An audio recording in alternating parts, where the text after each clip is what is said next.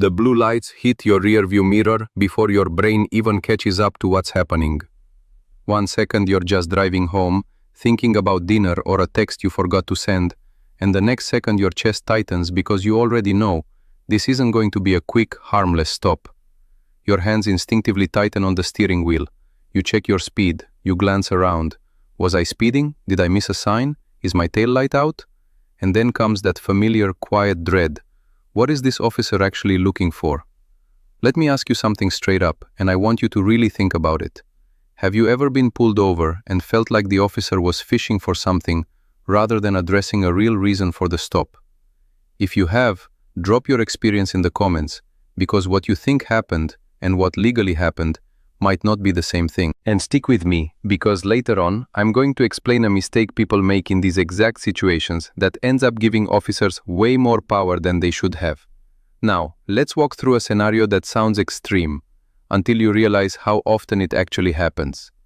A driver gets pulled over, nothing dramatic, no high-speed chase, no reckless driving. The officer approaches, calm but slightly probing. Do you know why I pulled you over? That question alone is loaded. It's not just casual conversation, it's a test. And most people fail it without even realizing. The driver hesitates. That silence feels uncomfortable, so they fill it. Maybe I was going a little fast? Right there, the tone of the stop shifts, even if the driver doesn't notice it. Because now the officer doesn't just have a reason to stop, they potentially have an admission. But here's where things start going off the rails. The officer takes the license and registration and doesn't come back for a while. Longer than usual. Not just a few minutes. 10 minutes. 15. Maybe longer. The driver starts wondering, is this normal? Then the officer returns.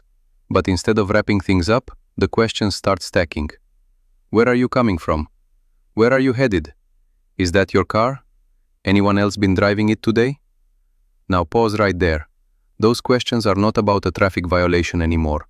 That's a shift into something else entirely, an attempt to build suspicion.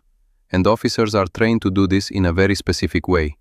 They're watching your eyes, your hands, your voice. Are you nervous? Are you too calm? Are you over-explaining? Because here's the truth most drivers don't hear. There is no perfect way to act during a traffic stop. Whatever you do can be interpreted. If you're nervous, that's suspicious. If you're calm, that can be suspicious too. If you talk too much, you're hiding something. If you don't talk, now they're curious why.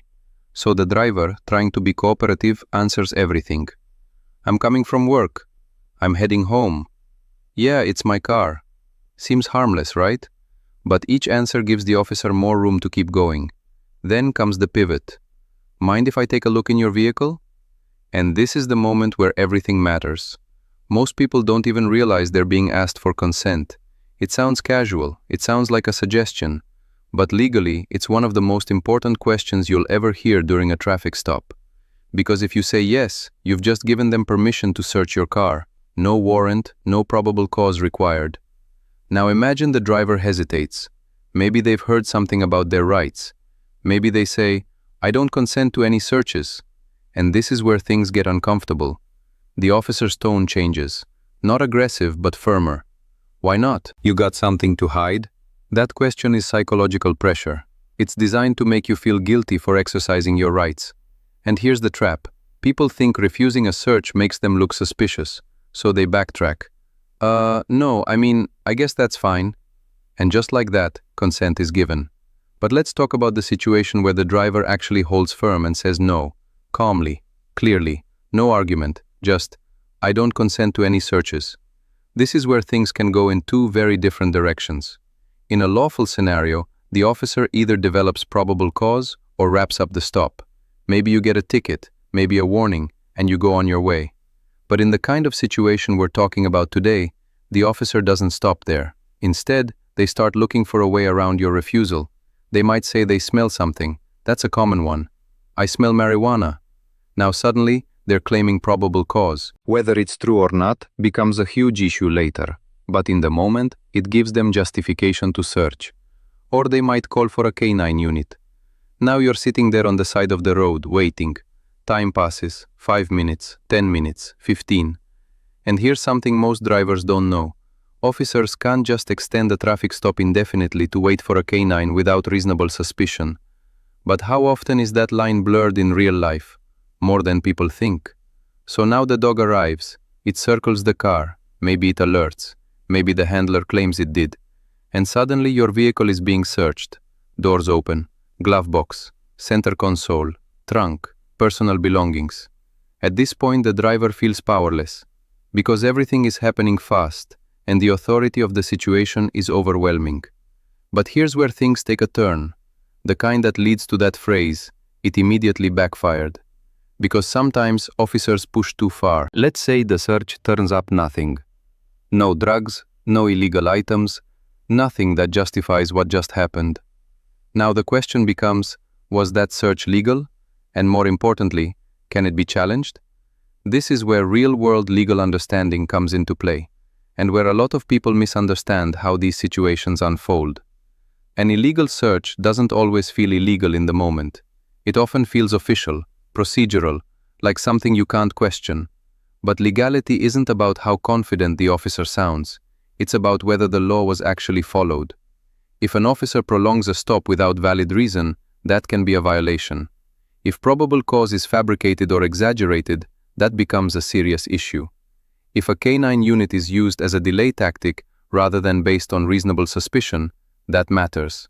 And when these things are challenged in court, everything gets dissected. Body camera footage, dashcam footage, timing, language, tone, the sequence of events. That's where it backfires. Because if a court determines that the search was illegal, anything found during that search can be thrown out, completely, even if it was something serious. This is known as the exclusionary rule. And it's not just a technicality, it's a fundamental protection. Now here's the part that people don't like to hear, but it needs to be said. Even when officers cross the line, drivers often make things worse for themselves during the stop. Not because they're guilty, but because they don't understand how small decisions escalate situations. Talking too much is a big one. People think explaining themselves will help, so they keep talking, adding details, trying to sound honest. But every extra sentence is another opportunity for inconsistency, for misinterpretation, or for giving the officer something to latch onto. Another common mistake is arguing on the roadside. I know my rights. You can't do this. Even if you're correct, the roadside is not the place where that argument gets resolved. It just increases tension. And tension changes how officers respond. Then there's body language. Reaching suddenly, moving around too much, avoiding eye contact entirely, or staring aggressively. Officers are trained to interpret all of that, sometimes accurately, sometimes not. And here's something that rarely gets talked about. Silence feels powerful in theory, but uncomfortable in practice. When an officer asks questions and you choose not to answer, the silence becomes a kind of pressure. Not just for them, for you too. That's why so many people break it. They fill the gap, they start talking again. But controlled, respectful silence, combined with clear statements like, "I don't answer questions," or "I don't consent to searches," is often the most legally protective approach. Now, let's go back to that situation where the search backfires. Imagine the driver records the interaction, or the body cam footage clearly shows the timeline doesn't add up. The stop was extended without reason. The justification for the search was weak. The K9 arrival took too long without valid suspicion. In court, those details matter more than anything that was said on the roadside, because the courtroom is where legality is actually judged, not on the shoulder of a highway. And when officers overstep, it doesn't just affect that one case. It can affect their credibility, their reports, their future cases. That's the part people don't see. But here's the twist that makes this even more important. Not every situation where a driver feels wronged is actually illegal. And not every situation where an officer seems confident is actually lawful. That gray area in between is where most people get confused, and where most mistakes happen. So the real question isn't just, was that search illegal? It's, what happened step by step, and how would that hold up under scrutiny? That's why understanding timing, language, and behavior during a stop matters so much.